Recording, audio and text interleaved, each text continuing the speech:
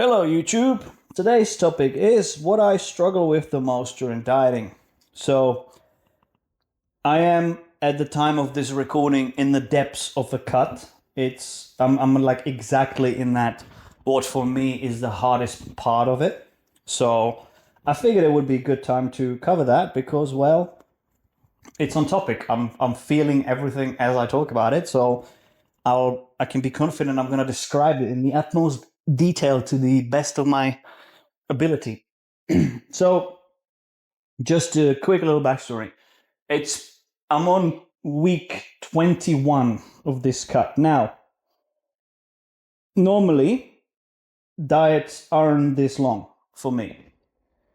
Usually it's like 16, 18 weeks, something like that, to get like rid of all the weight, maybe 20 at the most. However, this year has been anything but good during this cut. So first, as I mentioned in a few videos, I was ill for like 4 months. So like a month of that I was already cutting.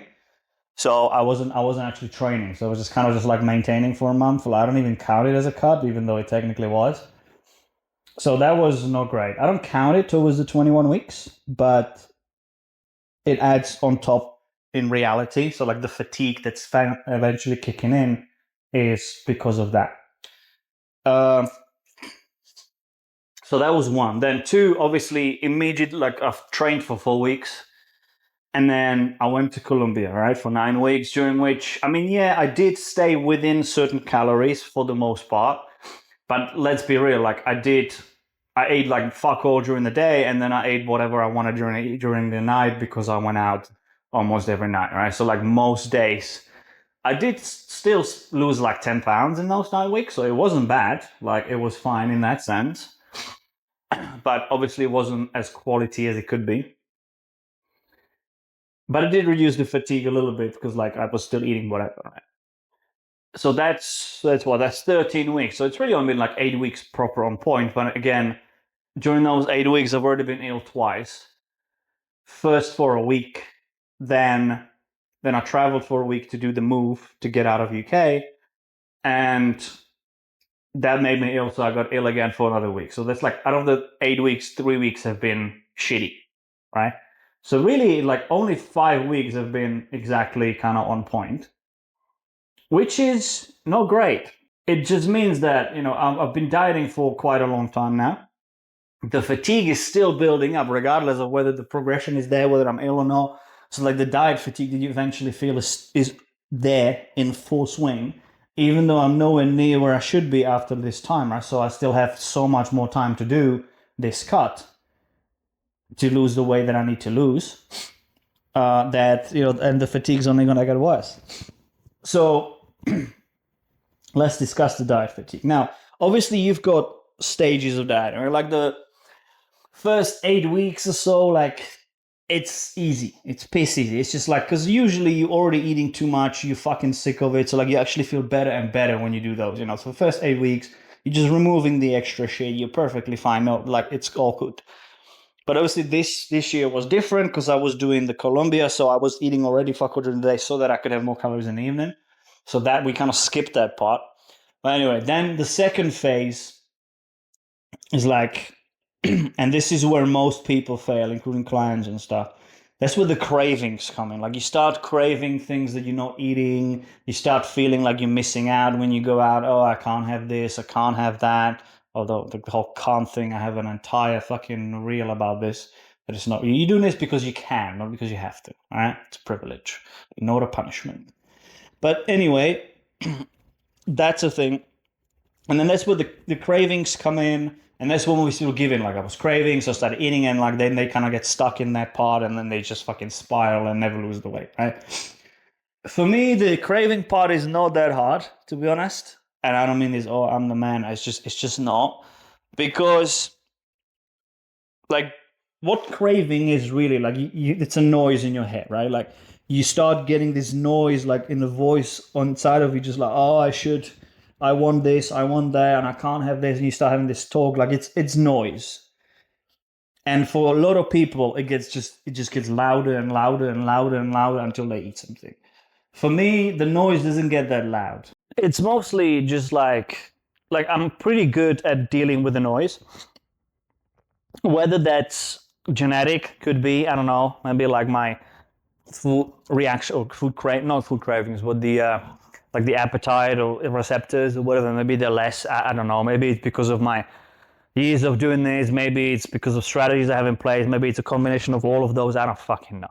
But like the noise doesn't get that bad for me, which is why I don't really give in to cravings. The problem for me is the length of time. Then, you know, it's more like the food focus and the diet fatigue that comes along with it later down the line, which is where I'm at now. And I don't really crave bullshit anymore. I don't care about pizzas, I don't care about burgers, I don't care about fucking sweets and chocolate or whatever. I just want it to eat. I want more food. I finish a meal and I'm still hungry and I'm like, can I get more of the same? Like, I don't care how fucking, just plain rice, just give it to me. I want more food. I want feeling of not having empty stomach. So that's the part I do struggle with, which comes after the craving phase, like phase 3. And for the same reason, I actually find that I'm much better at brutal, aggressive, but short diets than I am at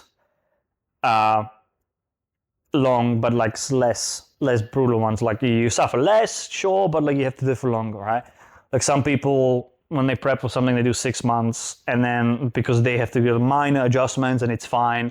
But for me, that's too long. Like, I just give me fucking 10, 15 weeks tops. I'll go fucking aggressive because I can block the noise, and it's much better for me. Like, one of the diet I did was 3 years ago now for the last photo shoot. I had 9 weeks after the end of the bulk to get ready. I had to lose fucking 30 pounds, 35 in 9 weeks. Is that 4 pounds a week?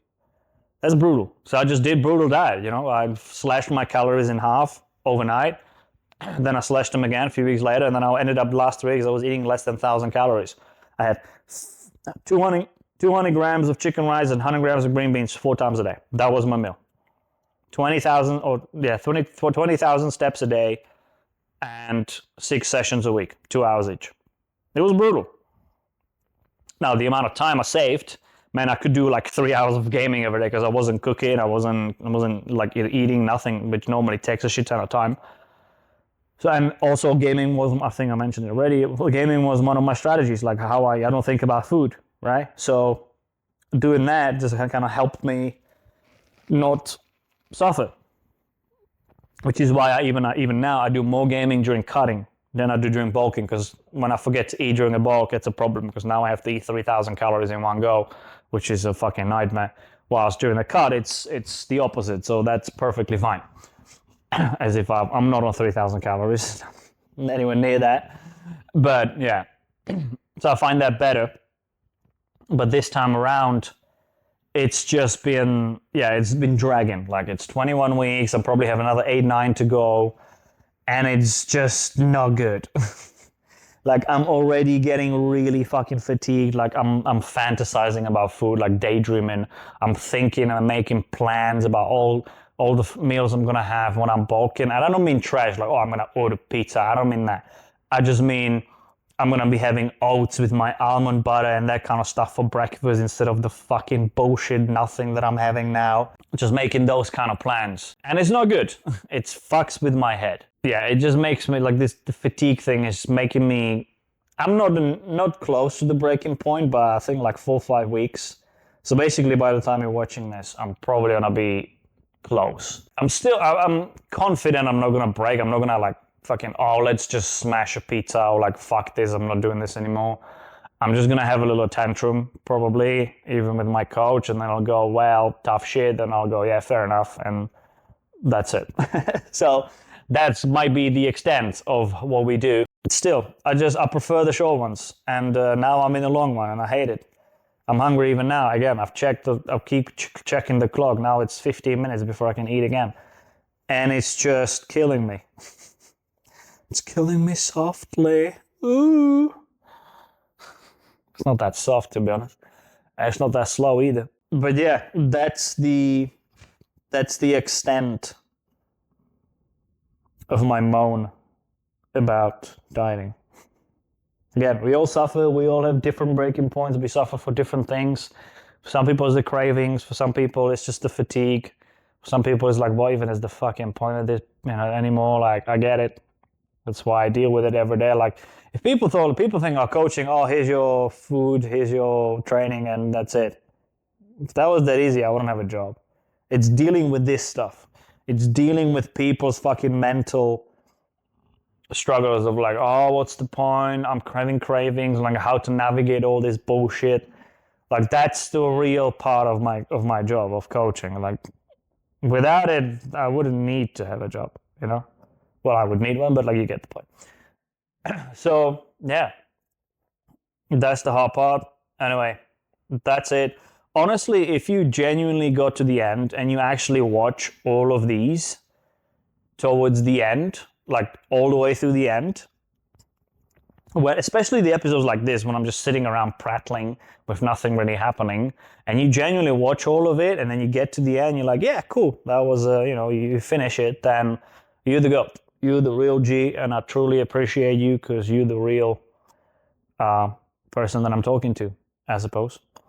So, yeah, that's it for this week. Next week is, I don't know, this is the last video that I'm pre-recording, so I'll find out in a month what I'm going to be doing. But yeah, anyway, like, subscribe, comment, and all that. Max is going to appreciate it. Look at him. If you're not going to do it for me, do it for him. He deserves it. Look at him. Look how cute he is. And he's going to be heartbroken if you don't subscribe. So, it's on your conscience. Anyway, see you in the next one.